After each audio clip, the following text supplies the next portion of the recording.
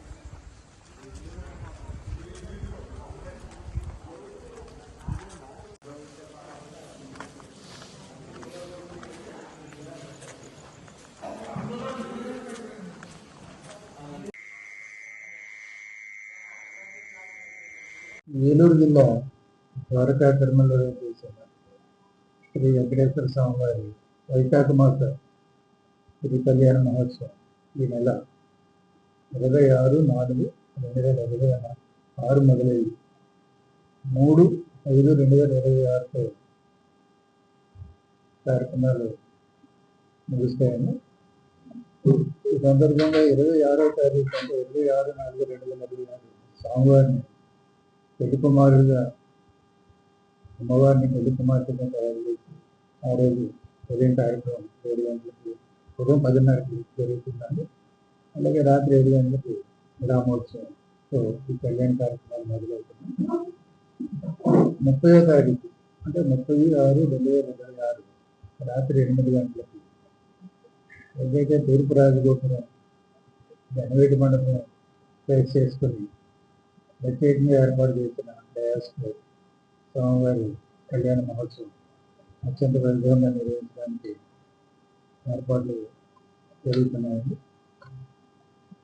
ఆ కళ్యాణం అయిన తదనంతరం స్వామివారి రక్షకులు ముత్యాల తలంబ్రాలు ఏదైతే మన స్వామివారికి తలంబ్రాల కింద పోస్తాము అవి, అలాగే స్వామివారి నివేదన చేసిన ప్రసాదం ప్రత్యేక కౌంటర్ ద్వారా వచ్చిన భక్తులందరికీ అందించడానికి ఏర్పాట్లు చేయడం జరుగుతుంది.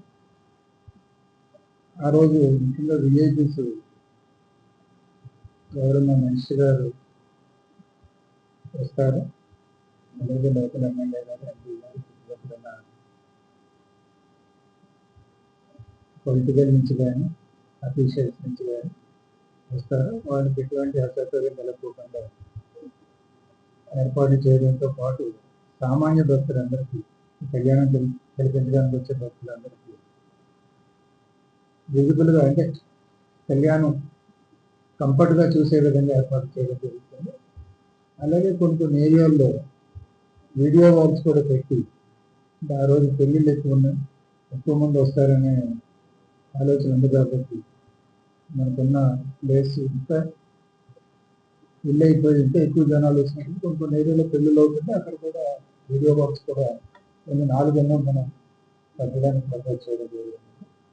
కళ్యాణం మర్నాడు యథావిధిగా